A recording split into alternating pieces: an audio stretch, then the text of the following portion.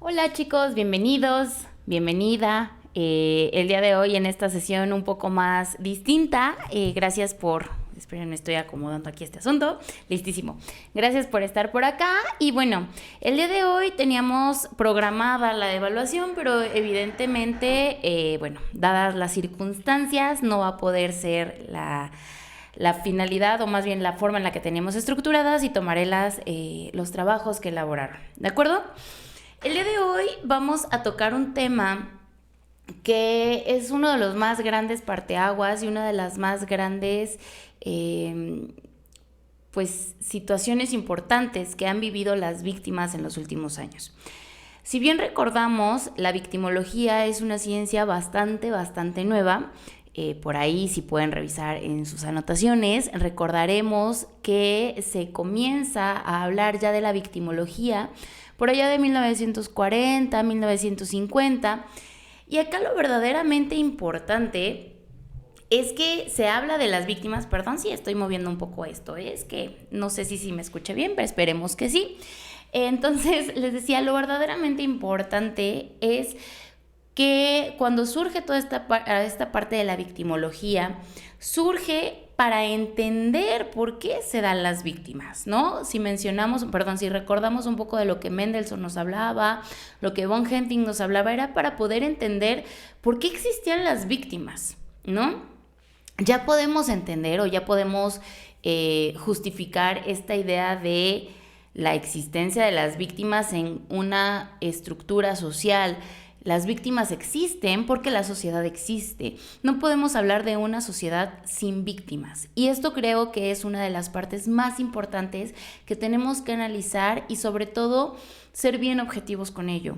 Porque muchas veces estamos en una sociedad bastante utópica o queremos crear más bien una sociedad bastante utópica en donde digamos no tienen que existir víctimas y debemos de buscar la manera en que no existan víctimas de absolutamente ninguna índole. Pues desafortunadamente la victimología nos dice que eso no es posible, que eso verdaderamente ya ni siquiera es utópico, ya es algo completamente improbable. ¿Por qué? Pues porque hay víctimas de acciones naturales, no nada más de víctimas de delitos, como lo hemos estado visualizando y como lo hemos estado tratando. Existen, como también ya lo hemos estado estudiando, víctimas de abusos de poder, víctimas de, desastres naturales y, por supuesto, víctimas de delitos. Entonces, ¿qué pasa? Que la victimología empieza a transformarse poco a poco, empieza a tomar un nuevo sentido bastante interesante. La victimología como tal es una ciencia empírica, ¿sale? Donde, esta víctima le necesito tratar, a esta víctima necesito brindarle ciertas ayudas o cierto tipo de auxilio, pero en realidad los estudiosos de la victimología se empiezan a dar cuenta de que no es necesario tener esta victimología especial, si podemos llamarle, y podemos compararle un poquito como el derecho penal, ¿no? Lo general y lo especial, sino que empieza a transformarse esta victimología y ya no nada más va a existir con fin empírico, sino que también va a existir con esta necesidad de brindarles derechos humanos a las víctimas, de brindarles no nada más derechos humanos, sino derechos legalmente justificados. Y es aquí entonces donde surge el derecho victimal. El derecho victimal, si de por sí la victimología es algo verdaderamente nuevo, el derecho victimal es todavía más novedoso. Podemos hablar de sus inicios en cuestiones de investigación y demás, por allá de 1970, 1990, por ahí en esa última década de los 900. ¿Y con quién surge? Particularmente aquí en México, surge de una gran mujer. La doctora María de la Luz Lima Malvido es, por así decirlo, la madre del derecho victimal, y ella nos brinda esta definición un poco más completa, ahorita no la vamos a abordar, sino que voy a ir empezando a soltar un poquito de ideas al respecto y ya después nos centramos en ello, ¿vale? Entonces empieza a darse cuenta con todos estos congresos que han existido de victimología exclusivamente, que es necesario implementar una legislación clave para pues, las víctimas, para la atención, la protección y no nada más esto, sino la justicia hacia las víctimas. Entonces surge esta nueva ciencia, esta nueva disciplina que es el derecho victimal y se centra el estudio y la protección de las víctimas dentro del sistema jurídico. A diferencia de la victimología, a diferencia de la criminología tradicional o incluso el mismísimo derecho penal, el derecho victimal se enfoca en la víctima como tal. No nos va a interesar el delincuente y propone y pone en primer plano a las personas afectadas por actos delictivos, por abuso de poder y por fenómenos naturales, buscando garantizar sus derechos y su bienestar. Esta área no es tanto de la criminología, el derecho victimal, si bien es una parte y una rama de la victimología, siempre lo he creído que es como una hija entre el derecho y la victimología, como su nombre lo indica, ¿no? Y entonces ha creado o ha cobrado gran relevancia en las últimas décadas con el reconocimiento internacional de la necesidad de atender y de proteger a las víctimas, ¿sale? ¿Cómo surge o cómo se origina este derecho victimal? Bueno, pues como les mencionaba hace un momento, está estrechamente ligado a la victimología. ¿Y cuándo surge? Pues principalmente cuando se da esta Segunda Guerra Mundial y en respuesta a todas estas atrocidades cometidas durante este conflicto y la necesidad de reconocer y atender a estas víctimas es cuando surge esta declaración de los principios fundamentales de justicia relativos a las víctimas del delito y abuso de poder, que es la Declaración de la ONU de 1985 que hemos estado estudiando. Y esta declaración marca un hito al establecer justamente las directrices internacionales para la protección de las víctimas, sentando las bases de este derecho victimal. Como bien lo hemos estado platicando en clase y quiero que quede bien sentado, uno de los principales problemas en los que nos enfrentamos en México particularmente es que no consideramos cada una de estas directrices de este tratado internacional. Es decir, la Ley General de Víctimas se inventa conceptos que en la Declaración Internacional no viene. ¿A qué concepto me refiero? Principalmente, la legislación mexicana en general, no voy a hablar todavía particularmente de esta Ley General de Víctimas, pero por ejemplo, las víctimas potenciales no existen en la Declaración de la ONU. Entonces, a los legisladores mexicanos se les ocurrió que, bueno, como la declaración de la ONU hablaba de todas estas auxiliares o de estas personas que auxiliaban a las víctimas, pues dijeron, vamos a ponerles un término y les llamaron víctimas potenciales. Está bien que tengan esta iniciativa, ¿no? Está bien que tengan toda esta idea y que busquen esta forma de protección a las víctimas. El problema radica en la situación de que, pues, en realidad no se están atendiendo los estándares internacionales como deberían de ser. Y, bueno, para no volver a redundar un poco en la crítica de esta Ley General de Víctimas, como lo vimos la sesión pasada, me gustaría abordar en esta ocasión algunos alcances que tiene el derecho victimal como tal. Entonces, por si todavía no nos ha quedado claro, la victimología se encarga en la victimidad, la victimización y la víctima, y el derecho victimal se va a encargar de toda la legislación para protección de las víctimas, pero más que la protección, más bien para entregarle justicia a las víctimas, ¿de acuerdo? Entonces, si ponemos como una tablita y un cuadro comparativo, la victimología entonces no nada más se va a encargar de aplicar el derecho victimal, sino que la victimología también se va a encargar de proteger a la víctima, de atender a la víctima, de brindarle los recursos necesarios a esta víctima para que pueda seguir existiendo. No con normalidad, porque eso nunca va a suceder, pero dentro de las maneras más óptimas posibles, ¿sale? Entonces, los alcances que tiene este derecho victimal son varios. Voy a enunciar solamente 4. Y uno de ellos es el reconocimiento de los derechos.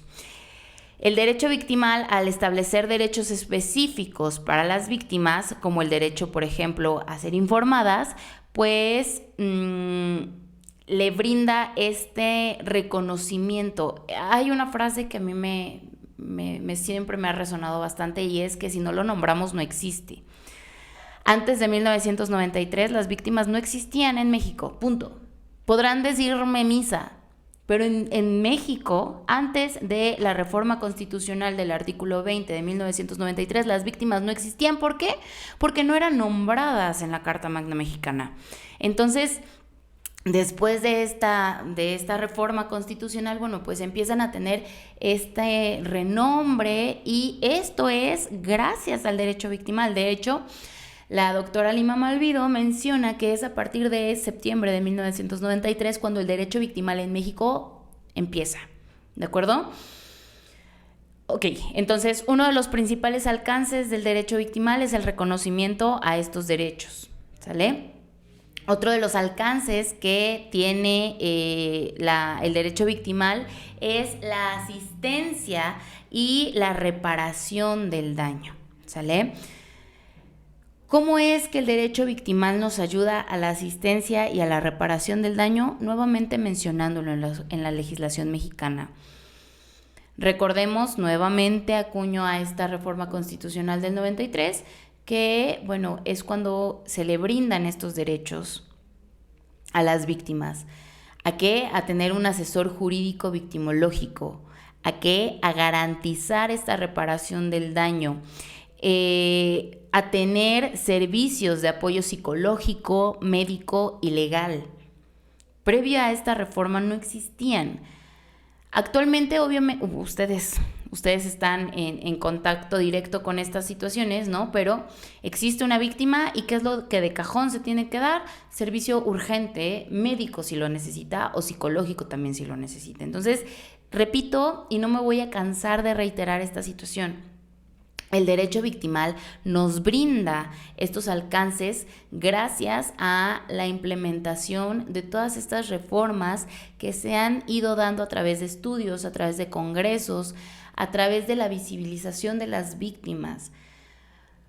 Porque, seamos honestos, actualmente suena bastante paradójico que yo esté hablando de víctimas en cercano a la conmemoración, ¿no?, del derecho a la mujer, del Día de la Mujer, pero es esta parte jurídica en la forma en la que podemos visibilizar y atender aún más a las víctimas. El cuarto alcance que vamos a estar mencionando el día de hoy es la prevención de la victimización secundaria. ¿Qué es la victimización secundaria para algunos autores? Esta sobrevictimización que hemos estado viendo, ¿no? Recordando que la revictimización es sobre un mismo hecho y la sobrevictimización es aumentarle victimización a esta víctima.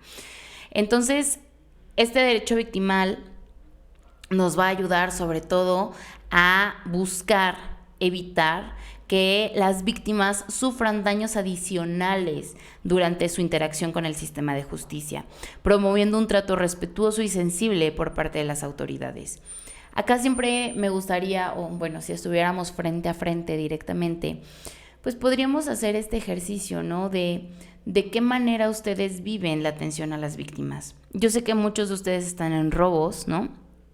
Pero la realidad es que también se enfrentan con víctimas. Y si bien tienen todo un protocolo, y si bien tienen toda una situación, ¿hasta qué forma están previniendo esta sobrevictimización? ¿Hasta qué forma? Y no tienen que contestármelo, pero sean honestos con ustedes mismos. hasta qué forma están sobrevictimizando a aquellas personas que atienden en algún punto. Si no lo hacen, me quitaré aún más el sombrero ante ustedes, como siempre lo hago, ¿no?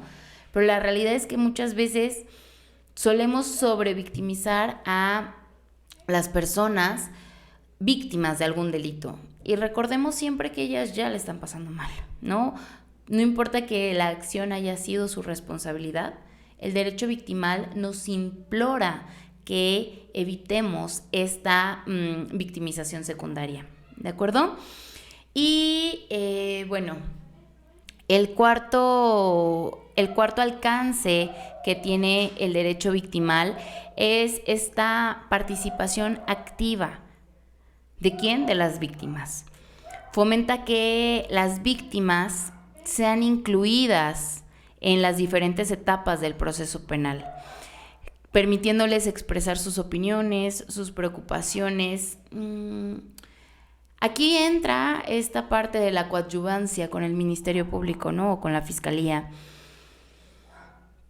Y efectivamente, creo yo que se le da esta participación muy, muy, muy activa a las víctimas en este sentido, pero sobre todo el derecho a ser escuchadas. Y este derecho a ser escuchadas se lo brinda o se le otorga gracias al derecho victimal. Obviamente el derecho victimal no es una ciencia o una disciplina científica, como quieran verlo. No es una ciencia que va a venir ya a salvar a completa y totalmente a las víctimas de todos, absolutamente todos los males que acuñen. Por supuesto que no, pero sí nos va a empezar a brindar cada una de las pautas para que las víctimas empiecen a ser aún más reconocidas, que empiecen a ser aún más portadoras de derechos, que empiecen a ser escuchadas jurídicamente hablando.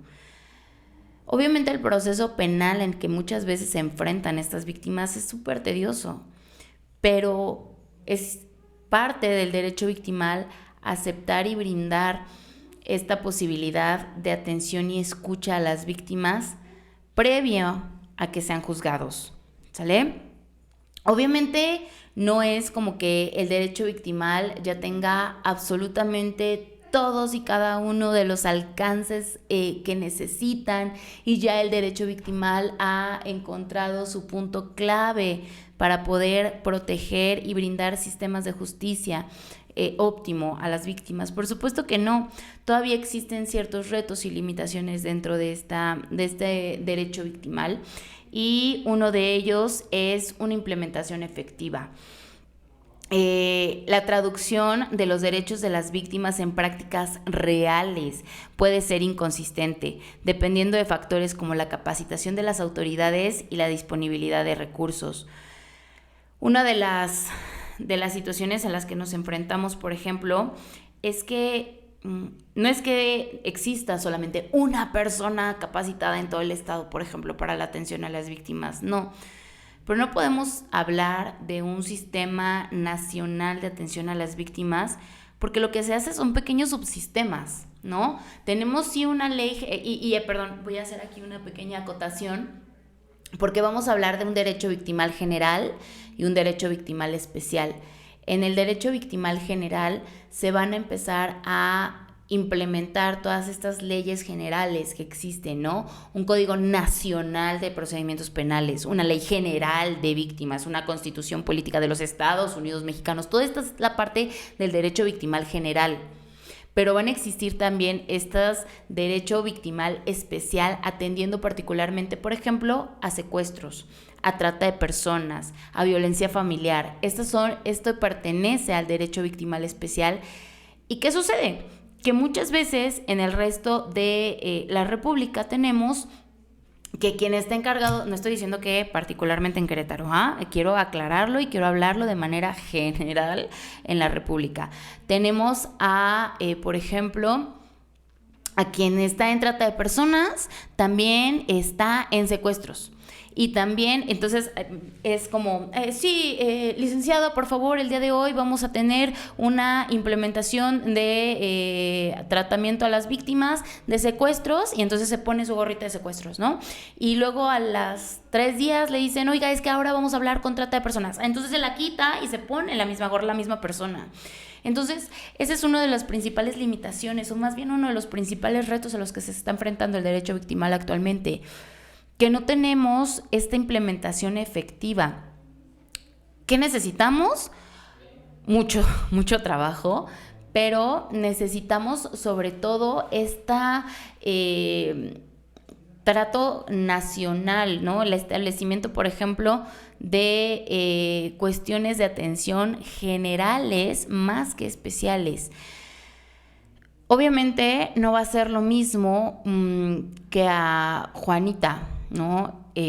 Sufrió una violación, que el Estado no le brindó los recursos necesarios para atenderla de manera eficaz. Entonces, aquí estamos hablando de estas dos situaciones con las que empezamos. La cuestión del delito, ¿no? Como lo es la violación, y la cuestión del abuso de poder como tal. Entonces, si de por sí en nuestra legislación no se habla de este abuso de poder, no se habla de esta cuestión, de esta división de estos dos capítulos, del delito y del abuso de poder, pues tampoco podemos implementarlo de manera efectiva. ¿Por qué? Pues porque ni siquiera de cajón lo reconocemos. Sí estoy siendo clara. Entonces, ¿cuál es este? Y es uno de los más importantes, obviamente, pues esta implementación efectiva, ¿sale? Otro de los diferentes desafíos y limitaciones a los que nos enfrentamos es el equilibrio de derechos. Es necesario balancear los derechos de las víctimas con los derechos de los acusados, evitando que la protección a las víctimas comprometa garantías fundamentales del debido proceso, pero que también evitemos que esta, voy a usar una palabra muy fuerte, pero sobreprotección del probable responsable o del acusado sea mayor que a la víctima. Nos hace falta muchísimo equilibrio en los derechos.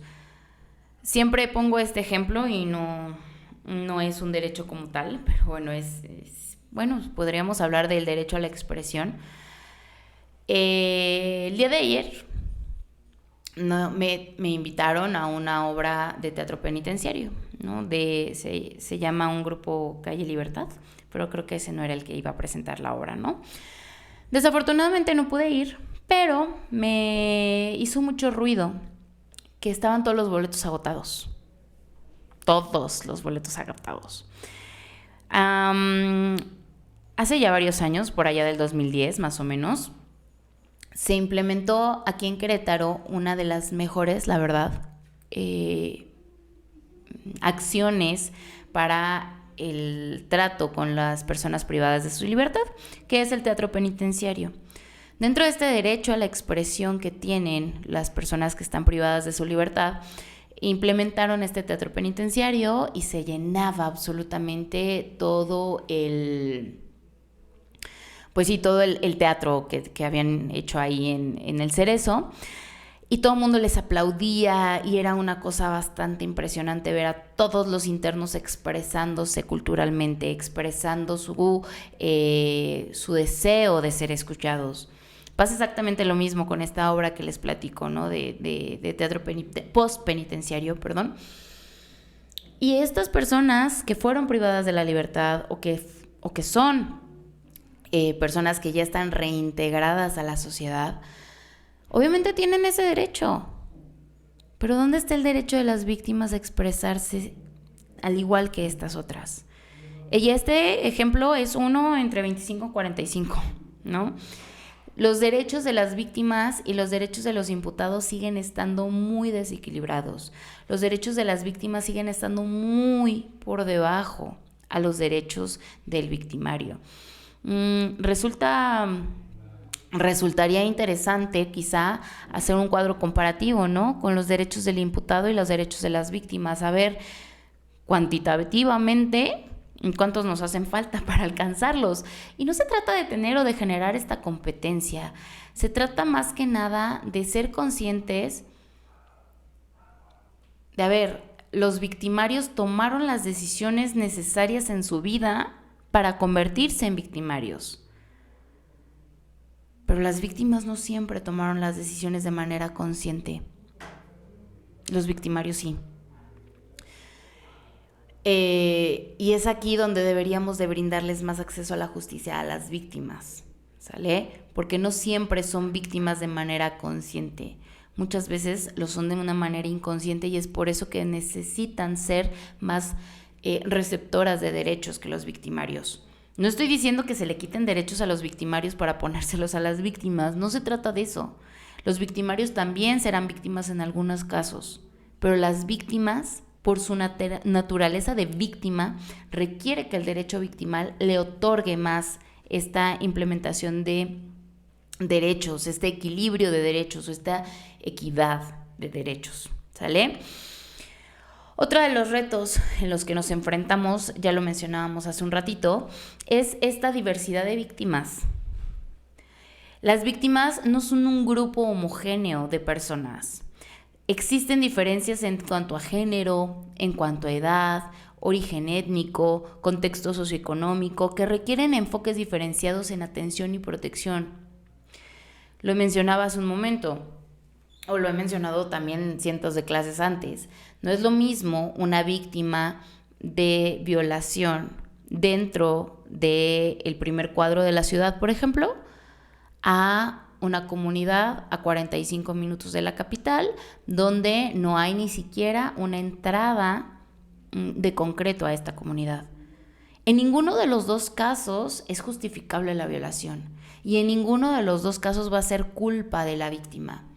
Sin embargo, van a existir factores que eviten la similitud del delito, ¿sale? ¿Por qué? Pues porque muy probablemente a lo mejor la persona que violó a la víctima en esta comunidad alejada, pues sea un familiar. No estoy diciendo que acá no pase así, pero muy probablemente a la víctima de violación aquí en la ciudad, pues fue un amigo o la pareja o algún sujeto que se quiso aprovechar de la situación. A lo que quiero que lleguemos, no estoy hablando estadísticamente, ¿sale? Pero a lo que quiero que lleguemos es que existe una gran diversidad de víctimas y es aquí donde el derecho victimal especial se tiene que acuñar. Es aquí donde tenemos que caer en estas particularidades de atención y escucha. Porque muchas veces, ahorita ya se empieza a tener este pequeño camino recorrido. Pero si nos vamos a antes del sistema de justicia acusatorio adversarial, por ejemplo, pues tenemos que la víctima no era escuchada con esta objetividad, ¿no? No era escuchada con esta diversidad. ¿Eres víctima de robo? Bueno, eres víctima de robo y se acabó. ¿Eres víctima de secuestro? Bueno, eres víctima de secuestro y listo. Pero inclusive en el robo, que no suele ser tan estruendoso este tipo penal, existen víctimas diferenciadas. Les dará risa, espero que sí, pero no es lo mismo que se metan a robar a la casa de mi don Chavita que se metan a robar a mi casa, por ejemplo. Que Dios quiera que no, ¿no? Y todo exista que no. Pero no es lo mismo. No somos víctimas o no seríamos víctimas iguales. Y aquí lo importante es que logremos nosotros, como parte del sistema de justicia, como servidores públicos, de lograr diferenciar esta parte de los diferentes tipos de víctimas que existen. Y aquí volvemos a abordar lo de los tipos y la clasificación de víctimas, ¿no? En esta diferenciación y en esta diversidad de las víctimas, ¿sale? Otro de las limitaciones, pues suele ser uno de los mismos alcances, que es la victimización secundaria. A pesar de los esfuerzos, seamos bien honestos, a pesar de los esfuerzos, las víctimas pueden experimentar esta revictimización o esta sobrevictimización al interactuar con el sistema de justicia, ya sea por procedimientos insensibles o la parte de esta poca profesionalización o esta falta de la implementación efectiva. ¿Sale? Entonces, bueno, una vez abarcada esta situación de los alcances y las limitaciones del derecho victimal, vamos a abordar un poquito esta parte de cómo visualiza la definición o cómo visualiza María de la Luz Lima Malvido con al derecho victimal. ¿Sale? María de la Luz Lima Malvido es mexicana. Ella, como les mencionaba, es una de las principales voceras del derecho victimal, y la definición, perdón, se me borró, que estamos buscando de ella, es una bastante noble. Denme un segundo, acá lo tengo. Permítanme tantito, tomen agua, respiren de mi dulce y melodiosa voz. Apenas llevamos media horita. Pues espérenme tantito que está cargando esta cosa. Ok. Listo. Dice así. ¿Ok? Para la primera definición que brinda Lima Malvido es por allá el del 92. Les digo, previa a esta reforma constitucional, y nos dice que es el conjunto de principios, valores, normas y procedimientos jurídicos locales e internacionales tendientes a requerir, posibilitar y controlar las prerrogativas y pretensiones de las víctimas del delito y del abuso de poder. ¿Sale? Vamos a analizarla un poquito. ¿Qué son los principios? Pues de todos estos entes que nos van a pautar las bases. ¿Para qué? Para generar una normativa. Entonces, derivado del hecho de que la victimología es una respuesta social y que muchas veces las respuestas sociales nos dan normas, institucionalmente hablando, pues entonces la victimología nos brinda este derecho victimal. ¿Para qué? Para que podamos controlar las prerrogativas y pretensiones de las víctimas del delito y del abuso de poder, para que éstas no sean no alocadas, pero que no sean excesivas estas peticiones. ¿Qué pasa? ¿Cómo podemos acuñar este término? Si recordamos un poco cómo es que surge la Ley General de Víctimas, bueno, pues efectivamente es ante una petición de una víctima y es ante la presión social, ¿sale? Si hubiéramos tenido una clara idea de lo que es el derecho victimal cuando surge, no era ya también ajeno a las concepciones que se tiene, ¿sale? Pero si hubiéramos tenido una idea clara y concisa sobre lo que es el derecho victimal cuando surge esta Ley General de Víctimas, no hubiéramos tenido que reformarla inmediatamente después de que salió. Esta ley surge gracias a una presión social bastante exacerbada, ¿sale? Esta Ley General de Víctimas está aún sin poder estar al alcance de las necesidades de las víctimas y de los tratados internacionales, ¿sale? Entonces,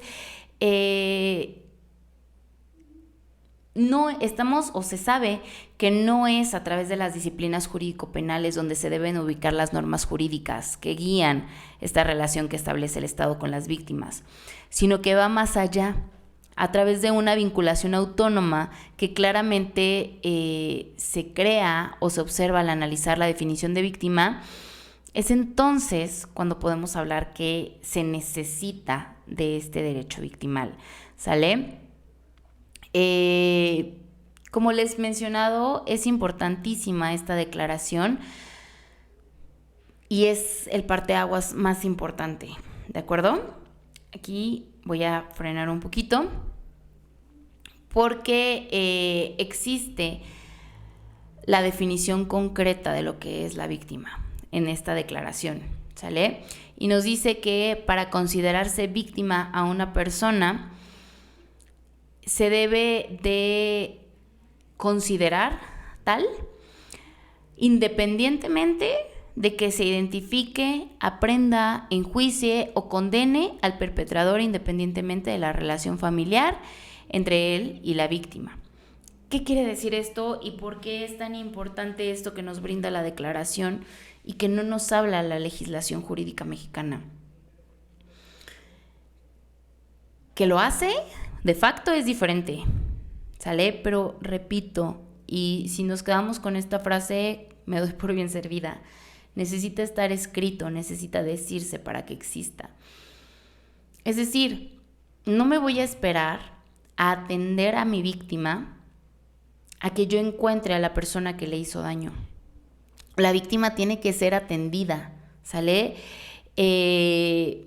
La víctima tiene que existir, más bien la víctima existe, aún sin conocer al victimario.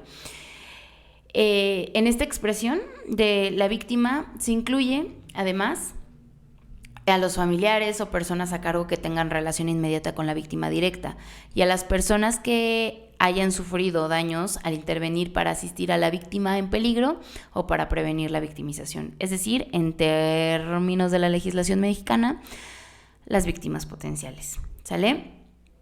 Esta parte de la definición está vinculada con algunos cambios de la Ley General de Víctimas. En el artículo 4, por ejemplo, nos habla que la calidad de víctimas se adquiere con la acreditación del daño o menoscabo de los derechos en términos establecidos en la ley, con independencia de que se identifique, aprenda o condene al responsable del daño o de que la víctima participe en algún procedimiento judicial o administrativo.